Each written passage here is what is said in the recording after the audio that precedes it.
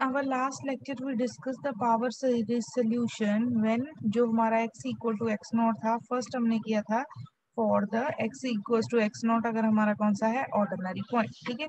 उसके बाद बेटा जी हमने डिस्कस किया था कि अगर x equal to x naught ordinary ऑर्डिनरी पॉइंट नहीं है तो वो कौन सा पॉइंट है, सिंगुलर। सिंगुलर पॉइंट में बेटा हमने डिस्कस किया था for the regular singular point, ठीक है।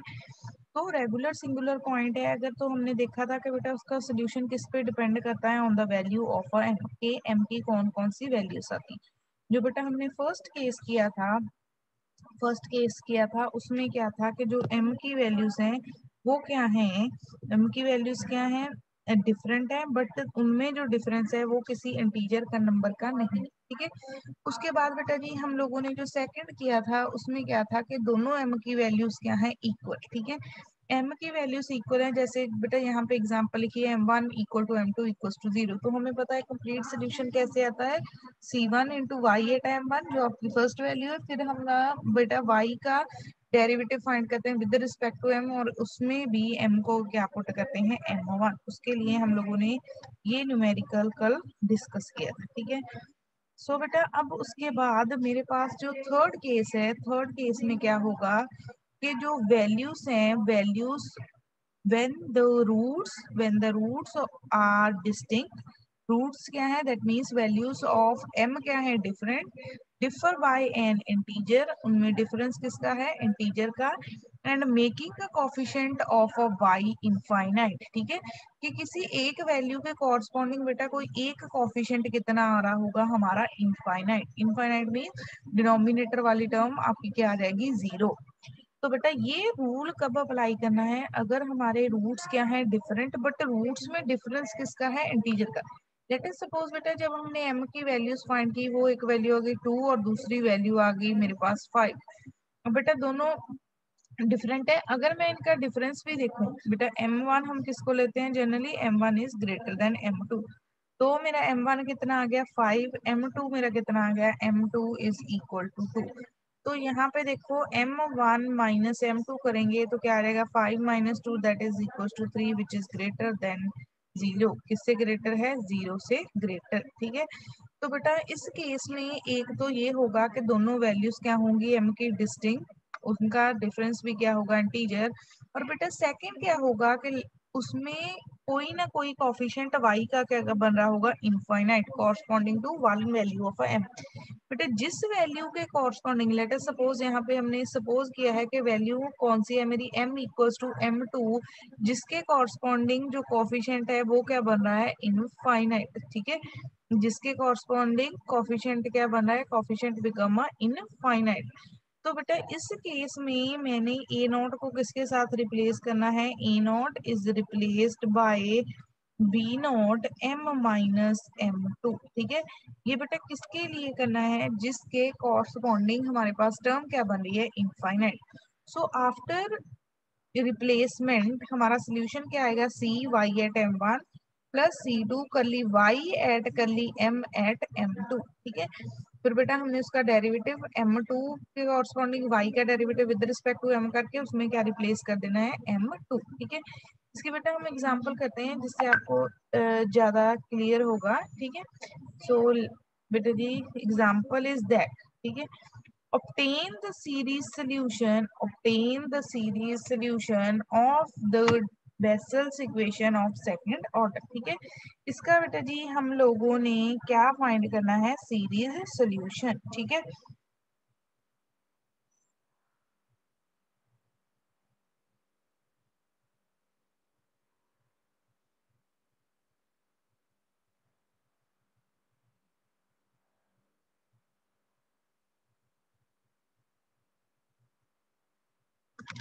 ठीक है, इसका बेटा जी हम लोगों ने क्या फाइंड करना है, सीरीज सोल्यूशन।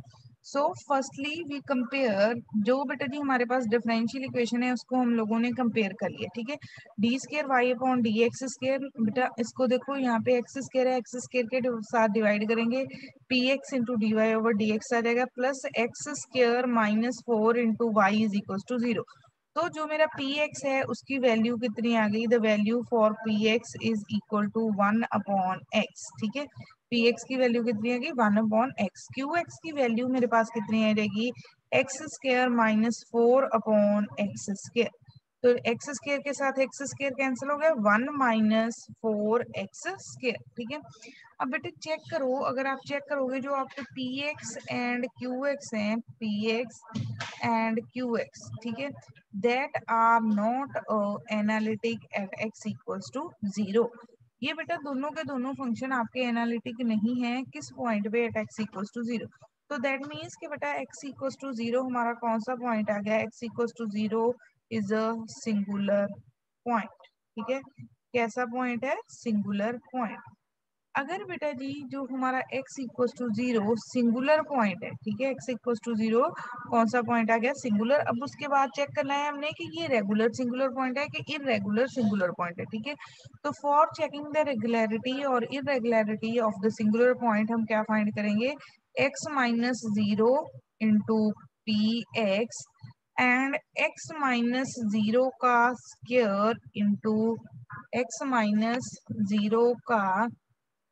0 का स्क्वायर इंटू क्यू एक्स। ठीक है, तो ये कितना आ जाएगा x इंटू पी एक्स की वैल्यू क्या है 1/x, x square into q x, that means x square minus 4/x²। यहाँ से x और x कैंसिल, यहाँ से x square and x square cancel, 1 आ गया, x स्क्वायर माइनस 4 आ गया। ठीक है, अब बेटा जी चेक करो यहाँ पे जो मेरे पास आई हैं दो टर्म्स, एक कितनी आ गई 1, दूसरा कितना आ गया x²। ये बेटा दोनों के दोनों फंक्शन क्या है, एनालिटिक। ठीक है, जो बेटा नए फंक्शन हम लोगों ने फाइंड किए हैं x into p x and x² into p x, वो दोनों के दोनों क्या है, analytic at x equals to 0। क्योंकि बेटा दोनों के दोनों एनालिटिक है, तो जो मेरा पॉइंट आ जाएगा वो कौन सा पॉइंट आ जाएगा, रेगुलर सिंगुलर पॉइंट। ठीक है, फिर हम लोगों ने रेगुलर सिंगुलर पॉइंट है तो पता ही है सोल्यूशन क्या सपोज करना है, y is equal to a naught x raise to power m plus a one x raise to power m plus 1, a two x raise to power m plus 2, a three x raise to power m plus 3।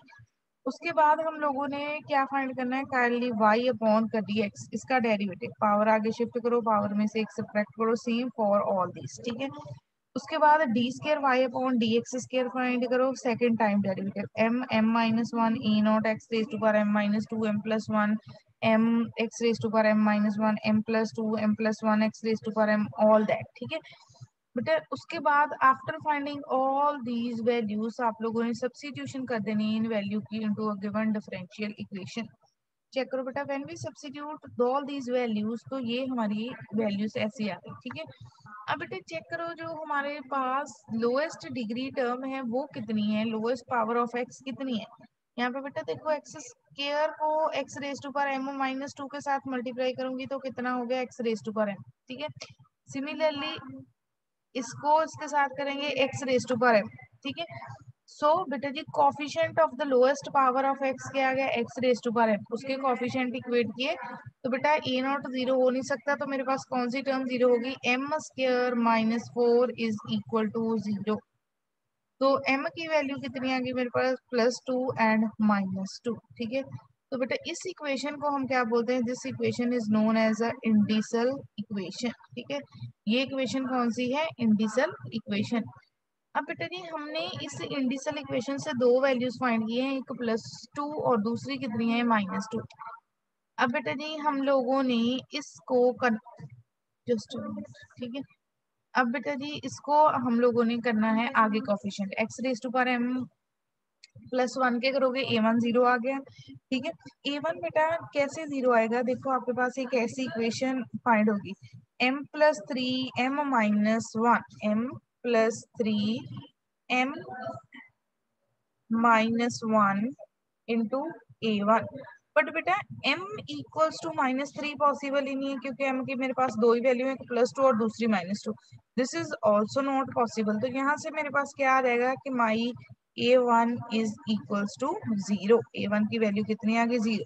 फिर a2 की value find की, a2 की value मेरे पास कितनी आ गई, -a0 minus of a naught upon m into m plus 4। Similarly a3 find किया, a4 find किया। अब बेटा आप यहाँ से कंपेयर कर सकते हो, जो आपका a1 था वो भी 0, a3 भी 0, फॉर ऑड हमारा आंसर क्या आ रहा है, 0। सो दैट मीन्स कि बेटा a5 a7 a9 वो सारे में जाएंगे all these are a zero. ठीक है, ठीक है। अब बेटा उसके बाद इसको हमने क्या कर देना है, सब्स्टिट्यूशन। सब्स्टिट्यूशन अब तो यहाँ पे बेटा जी जो हमने सोल्यूशन सपोज किया था उसमें सब्स्टिट्यूशन करनी, ठीक है। अब बेटा आफ्टर सब्स्टिट्यूटिंग देखो बेटा जी यहाँ पे हम लोगों ने किसकी वैल्यू की है, ये मेरा सोल्यूशन था, a1 की वैल्यू, a2 की वैल्यू, a3 की वैल्यू, a4 की value up to so on. जब बेटा हमने ये सारी की सारी सब्स्टिट्यूशन की हैं तो हमारे पास एक ऐसा सोल्यूशन आ जाएगा, ठीक है। अब बेटा m की हमारे पास दो वैल्यू है, one value is a 2 and second value is a -2। जब तो बेटा जी हम 2 पुट करेंगे तो मेरा y1 आ जाएगा e naught x square 1 minus x square over 2 into 2 plus 4 plus x square 2 2 plus 4 2 2 plus 4 2 plus 6, ठीक है। सारा आ गया बेटा ऐसे the greater of the two roots, जिस जो बड़ी वाली वैल्यू थी उस पे हमने लिख लिया। अब बेटा सेकंड वैल्यू हमारी m की कितनी है, -2। चेक करो बेटा here if you put m equals to -2 यहाँ पे और यहाँ पे बेटा अगर आप m इक्वल्स टू -2 पुट करते हो तो कोफिशिएंट कितना आ रहा है, हाँ जी। तो बेटा कितना आ रहा है coefficient if you put m equals to -2,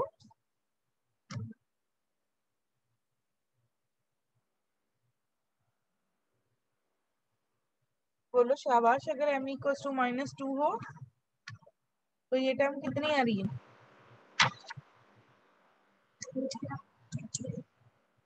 Harman? 0। Zero. तो non zero term over zero कितनी टर्म होती है, क्या होता है हमारा non zero term over zero?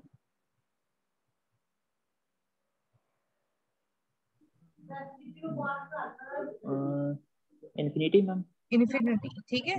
तो बेटा जी इसका मीनिंग है कि corresponding to m equals to -2 हमारा आंसर क्या आ रहा है, इन्फिनिटी, ठीक है। आंसर क्या आ रहा है, इन्फिनिटी। दैट मीन्स कि बेटा अब इन्फिनिटी किस पे पॉइंट पे प्रॉब्लम है, एट m इक्वल्स टू -2। हमने बेटा ऊपर डिस्कस किया था कि अगर किसी पॉइंट पे जैसे m इक्वल्स टू -2 पे प्रॉब्लम है तो हमने फिर a नॉट को किसके साथ रिप्लेस कर देना है, b नॉट m -2, ठीक है। तो ये कितना आ जाएगा, then we replace the value of a naught with the b naught m +2। यहाँ पे बेटा जो हमारी ऊपर इक्वेशन थी जहां पे भी आपके पास ए नॉट था, ए नॉट को आपके ने किसके साथ मल्टीप्लाई, ए नॉट को किसके साथ रिप्लेस करना है, बी नॉट m+2 के साथ रिप्लेस करना है, ठीक है। यहाँ पे भी लिखा हुआ है बेटा जब हम रिप्लेस करेंगे, देखो ए नॉट की जगह पे मैं आपको प्रीवियस स्लाइड्स में से दिखाती हूँ बेटा, यहाँ पे ए नॉट की जगह पे आपने क्या लिखना है, बी नॉट m+2, ठीक है। तो ए नॉट की जगह पे बी नॉट यहाँ पे आ गया, m+2 अंदर मल्टीप्लाई कर देंगे, यहाँ पे m+2 आ जाएगा, यहाँ पे m+2 आ जाएगा, यहाँ पे m+2 कैंसिल हो जाएगा, यहाँ पे भी m+2 क्या हो जाएगा, कैंसिल आउट, ठीक है। अब बेटा जब ये टर्म्स कैंसिल हो जाएंगी तो मेरे पास ऐसी टर्म आ जाएगी, ठीक है। m+2 बी नॉट m+2 के साथ जब हमने रिप्लेस किया। अब बेटा उसके बाद हम लोगों ने फाइंड किया है यहाँ पे partial derivative with respect to किसके, with respect to partial derivative किया है विद रिस्पेक्ट टू m, ठीक है। चेक करो बेटा जब आप लोगों ने यहाँ पे partial derivative with respect to m find करना है, ठीक है, with respect to m partial derivative with respect to m हम लोगों ने पार्शियल डेरिवेटिव फाइंड करना है, तो वो मेरा कितना आ जाएगा, ठीक है। विद रिस्पेक्ट टू m जब हम पार्शियल डेरिवेटिव फाइंड करेंगे तो यहाँ पे u इंटू वी का फॉर्मूला अप्लाई होगा। u इंटू वी का फॉर्मूला क्यों अप्लाई होगा, क्योंकि जो मेरी फर्स्ट टर्म है that is in terms of m और सेकंड भी किसकी टर्म है m। पहले x raise to power m का डेरिवेटिव हुआ x raise to power m log x, this term as it is, ठीक है। यहाँ पे बेटा जी आपने हर एक टर्म पे u ओवर v, क्योंकि यहाँ पे m+2 का डेरिवेटिव 1 हो जाएगा, यहाँ पे बेटा आपने u ओवर v अप्लाई करना है। यहाँ पे 3 फैक्टर्स हैं जिससे मर्जी इन सभी का आप लोगों ने डेरिवेटिव फाइंड करना, ठीक है। आफ्टर फाइंडिंग द डेरिवेटिव बेटा जब आप डेरिवेटिव फाइंड करोगे फिर आपने उसमें m को किसके साथ रिप्लेस करना है, m इज रिप्लेस्ड बाय -2 और आपके पास ऐसा एक ऐसी टर्म्स आ जाएंगी, ठीक है। B not b not x square log x ठीक है, एक्स स्क्वायर यहाँ से कॉमन ले लिया है तो उसको सिंप्लीफाई करना है आपको, ठीक है। फिर बेटा कंप्लीट सोल्यूशन आपके पास कितना आएगा, then your complete solution is equals to,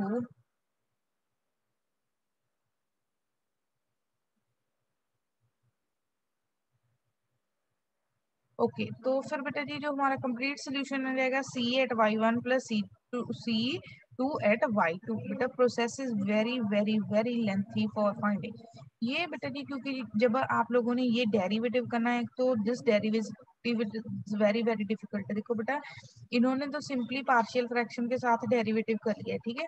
आप लोगों को जैसे मन होगा वैसे डेरिवेटिव करना है। और बेटा ये रूल कब अप्लाई होना है, अगर इंडिसल इक्वेशन के रूट्स हैं वो दोनों क्या है डिफरेंट, और उनमें डिफरेंस भी किसका है, इंटीजर का, ठीक है। और बेटा किसी एक वैल्यू के कॉरस्पॉन्डिंग हमारा कोफिशिएंट क्या आ रहा है, इनफाइनाइट। जिस वैल्यू के कॉरस्पॉन्डिंग कोफिशिएंट इनफाइनाइट आ रहा है उसको हमने बेटा जी ए नॉट को किसके साथ रिप्लेस करना है, बी नॉट एम माइनस जो भी वैल्यू थी, जैसे इस क्वेश्चन में हमारी वैल्यू क्या थी 2।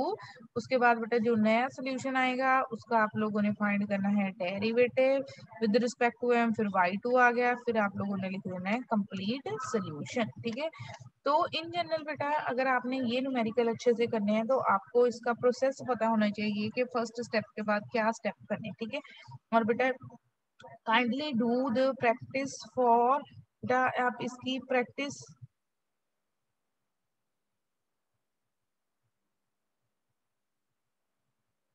इसकी बेटा जी आप लोगों ने अच्छे से प्रैक्टिस करनी है, क्योंकि जब तक आप इसकी प्रैक्टिस नहीं करोगे ये न्यूमेरिकल आपको समझ नहीं लगेगी, ठीक है। अब बेटा जो नेक्स्ट है हमारा, जो नेक्स्ट और लास्ट रूल है for finding the series solution, ये बेटा जी हम लोगों ने सीरीज सोल्यूशन फाइंड करना है when the roots are, roots क्या है distinct, differ by an integer. बेटा रूट्स क्या है डिफरेंट, उनमें जो डिफरेंस है, डिफरेंस भी किसका है, इंटीजर का, ठीक है। एंड मेकिंग वन और मोर कोफिशिएंट इनडिटर्मिनेट फॉर्म में आ रहा है, ठीक है। इनडिटर्मिनेट फॉर्म आपको पता होगा कौन सी फॉर्म्स होती हैं, 0/0 फॉर्म होगी, जैसे इन्फिनिटी ओवर इन्फिनिटी फॉर्म होगी, ठीक है। कि हम जब सब्स्टिट्यूशन करेंगे तो बेटा जी हमारी एक जो वैल्यू है वो कैसे आ जाएगी, इन टू द इनडिटर्मिनेट फॉर्म में होगी, ठीक है। तो इस केस में बेटा जी हम लोगों ने सोल्यूशन कैसे लिखना है, मैं बताती हूँ पहले आपको इनडिटर्मिनेट फॉर्म्स के रिगार्डिंग थोड़ा सा।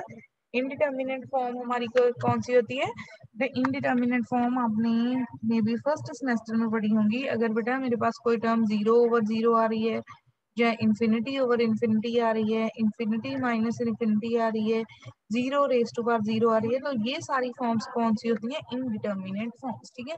अब बेटा हमने सीरीज सोल्यूशन डिस्कस करना है कि हमारे जो वैल्यूज ऑफ एम है वो क्या है डिफरेंट, उनमें डिफरेंस भी किसका है, इंटीजर का, बट क्या है साथ में मेकिंग वन और मोर कोफिशिएंट, उनको क्या बना देती है वो इनडिटर्मिनेट, ठीक है। तो बेटा लेट सपोज जैसे m1 m2 मेरे दो रूट्स होंगे, हम सपोज करते हैं कि y m equals to m2 के कॉरस्पॉन्डिंग वो वैल्यू क्या आ रही है, आर, वो वैल्यू इनफाइनाइट आ रही है। तो बताती हूँ मैं आप लोगों को कैसे करना है, ठीक है। ये एग्जांपल से ही आप लोगों को क्लियर है, जस्ट अ मिनट, ओके। सो बेटा ये रही हमारी इक्वेशन। अब बेटा इसमें चेक करना है आप लोगों ने कि जो हमारा x इक्वल्स टू 0 है वो कौन सा पॉइंट आ रहा है। बेटा इक्वेशन क्या है, x y double dash plus 2y dash plus x y is equal to 0, ठीक है। तो बेटा इसको मैं अगर सिंप्लीफाई करूंगी तो y double dash plus 2/x y dash plus y equal to क्या आ जाएगा, इज इक्वल्स टू 0। तो फिर ये जो कॉफिशिएंट होता है that is our p x, ठीक है। पी एक्स की वैल्यू कितनी आ गई 2/x, और क्यू एक्स की वैल्यू कितनी आ गई 1, ठीक है। पी एक्स की वैल्यू कितनी आ गई 2/x और क्यू एक्स की वैल्यू कितनी आ गई 1। तो बेटा चेक करो पी एक्स का डेरिवेटिव एग्जिस्ट नहीं कर रहा एट एक्स इक्वल्स टू 0। बेटा जब आप डेरिवेटिव करोगे वो कितना आएगा, -2/x², एक्स को 0 पुट करोगे तो कितना आ रहा है, इन्फिनिटी। तो दैट मीन्स कि बेटा x इक्वल्स टू 0 पे जो हमारा है डेरिवेटिव वो एग्जिस्ट नहीं कर रहा, ठीक है।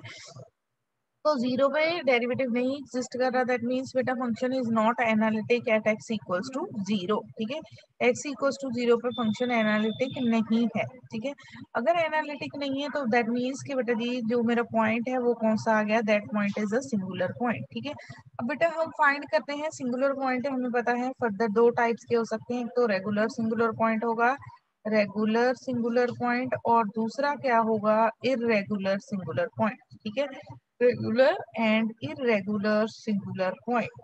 तो बेटा रेगुलर सिंगुलर पॉइंट और इरेगुलर सिंगुलर पॉइंट के लिए हमें पता है अभी हमें क्या चेक करना पड़ेगा, x minus zero into p x and x minus zero का स्क्वायर इंटू क्यू एक्स, ये दोनों वैल्यूज मैं फाइंड करती हूँ। ठीक है, x minus zero into p x find करेंगे तो बेटा वो कितना रह जाएगा, two x square into q x find करेंगे तो वो कितना आ जाएगा, एक्स स्क्वायर।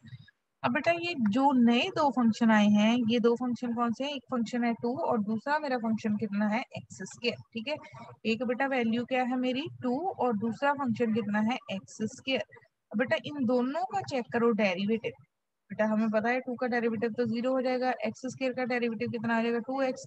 ये दोनों डेरिवेटिव एग्जिस्ट कर रहे हैं at x equals to zero, तो दैट मीन्स बेटा फंक्शन मेरा क्या आ गया, function is a analytic function.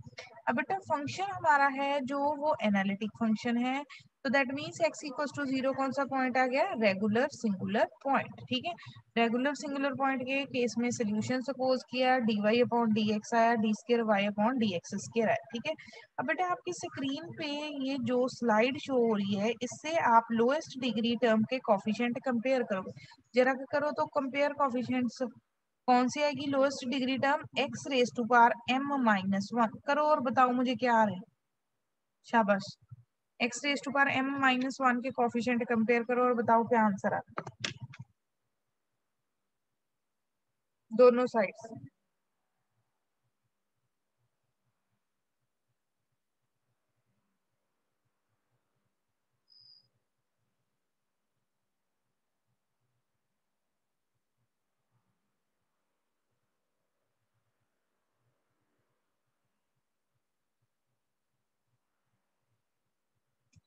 हाँ जी बेटा बोलो,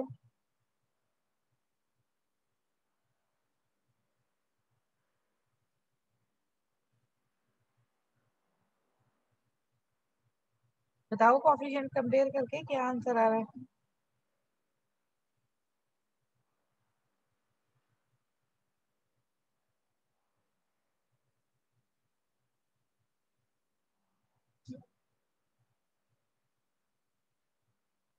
हाँ जी बोलो बोलो,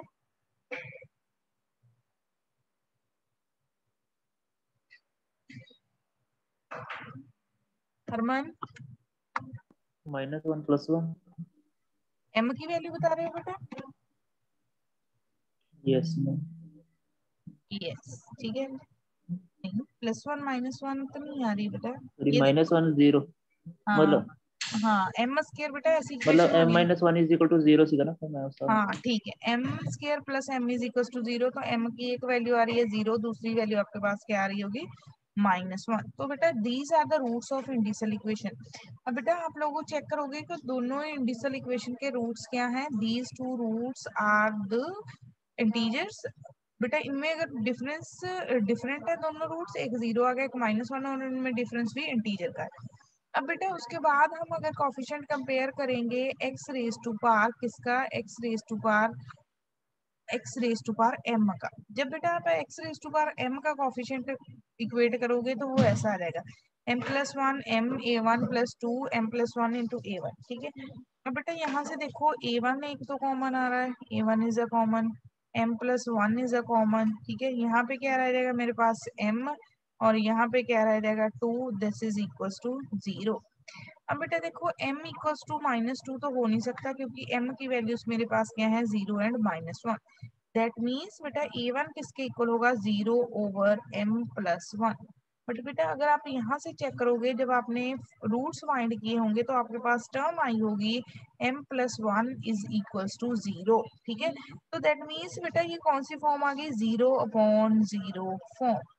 तो बेटा इसका मीनिंग है ये जो फॉर्म बनी है in this we get a indeterminate form. कौन सी फॉर्म आ गई? 0/0 फॉर्म। पहले बताओ बेटा, पता चला हमारा A1 0/0 फॉर्म कैसे आ रहा है? देख लो पहले coefficient of x raise to power m compare करके बेटा आप लोगों को क्लियर हुआ कि हमारा जो A1 है वो 0/0 फॉर्म कैसे आ रहा है।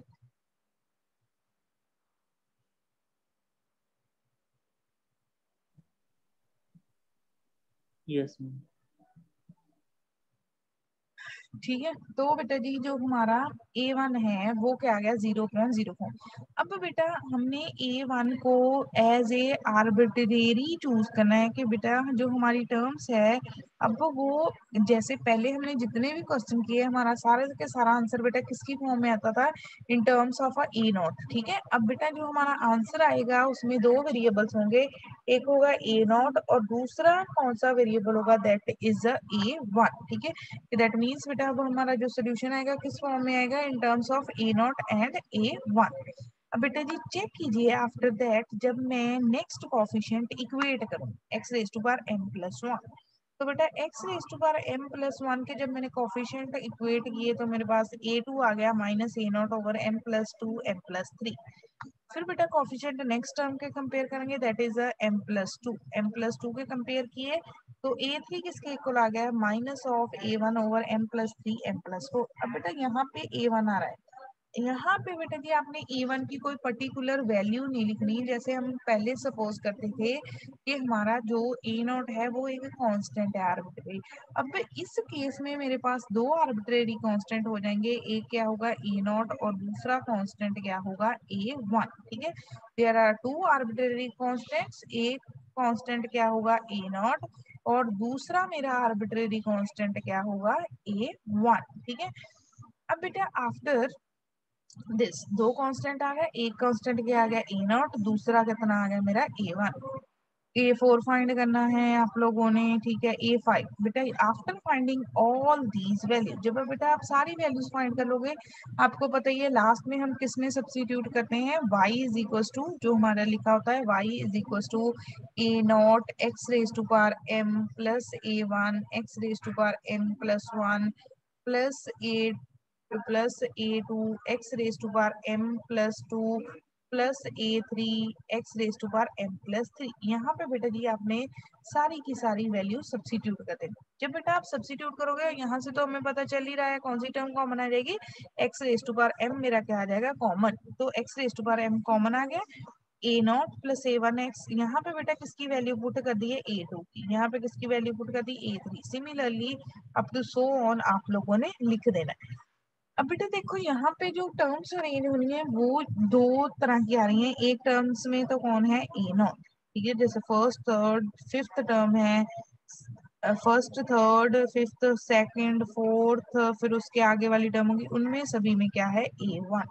तो बेटा जी आप लोगों ने अब A0 वाली टर्म्स को सेपरेट कर देना है, A1 वाली टर्म्स को क्या कर देना है? सेपरेट। फिर बेटा m की जो आपके पास वैल्यू थी, m की कौन सी वैल्यू थी? m की वैल्यू थी हमारे पास -1, तो -1 पुट करो। ठीक है बेटा, वो वाली वैल्यू आप लोगों ने पुट करनी है जिसके कॉरस्पॉन्डिंग हमारा जो आंसर था वो क्या बन रहा था? इनफाइनाइट। अगर आप चेक करोगे बेटा यहाँ पे जो हमारा आंसर इनफाइनाइट बन रहा था वो किस टर्म के कॉरस्पॉन्डिंग था? कॉरस्पॉन्डिंग टू m-1 के कॉरस्पॉन्डिंग। तो बेटा फिर हमने y जो लिखा था उसमें अब x को क्या पुट कर देना है? we put the value of x is equals to -1। ठीक है बेटा, सॉरी m की वैल्यू हम लोगों ने क्या पुट कर देनी है? -1, क्योंकि -1 के कॉरस्पॉन्डिंग हमारा आंसर क्या आ रहा था? इनफाइनाइट। तो बेटा जब आप यहाँ पे पुट करोगे देखो यहाँ पे -1 प्लस 2 कितना आ जाएगा? 1, -1 प्लस 3 कितना आ जाएगा? 2, x रेज टू पावर 4, ये 1 आ जाएगा, 2 आ जाएगा, 3 आ जाएगा, ऐसे ही इस सारे को सॉल्व कर लेना। अब बेटा ये जो टर्म है इसको कैसे लिखा हुआ है चेक करो स्टूडेंट्स। जो बेटा जी मेरे पास फर्स्ट है वो सीरीज कैसी बन रही है? 1 minus x square over 2 factorial plus x raise to power 4 upon 4 factorial. फिर नेक्स्ट टर्म अगर मैं जनरलाइज करूँ वो क्या रहेगी? X raise to power -6 over 6 factorial plus up to so on. तो बेटा ये किसकी सीरीज बन रही है? हाँ जी बेटा, किसकी सीरीज बन रही है ये?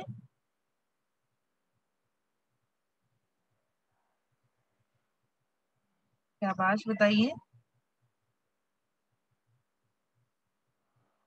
बेटा। अगर आप लोगों को याद होगा तो this is the expansion of cos x. Similarly बेटा, अगर मेरे पास हो x minus x cube over 3 factorial plus x raise to power 5/5 factorial minus x raise to power 7/7 factorial, ठीक है।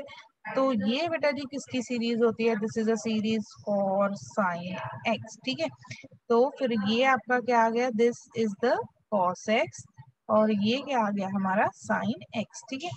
तो अब बेटा हमारा कंप्लीट सोल्यूशन, इसका मीनिंग है क्या आ जाएगा? y at y equals to -1 पे 1, क्योंकि बेटा एक्स रेज टू पावर -1 है। एक्स रेज टू पावर -1 को आप लोगों को पता है आप कैसे लिख सकते हो? 1/x a not cos x plus a1 sin x। तो बेटा अब इसमें कितने कांस्टेंट हैं? देखो, the number of constant is equal to 2, ठीक है बेटा। जितना, जैसे डिफरेंशियल इक्वेशन हमारी किस ऑर्डर की थी? 2 की। तो हमें कितने कांस्टेंट चाहिए थे? देयर आर 2 कांस्टेंट, और वो कांस्टेंट अब यहाँ पे कौन कौन से आ गए हैं?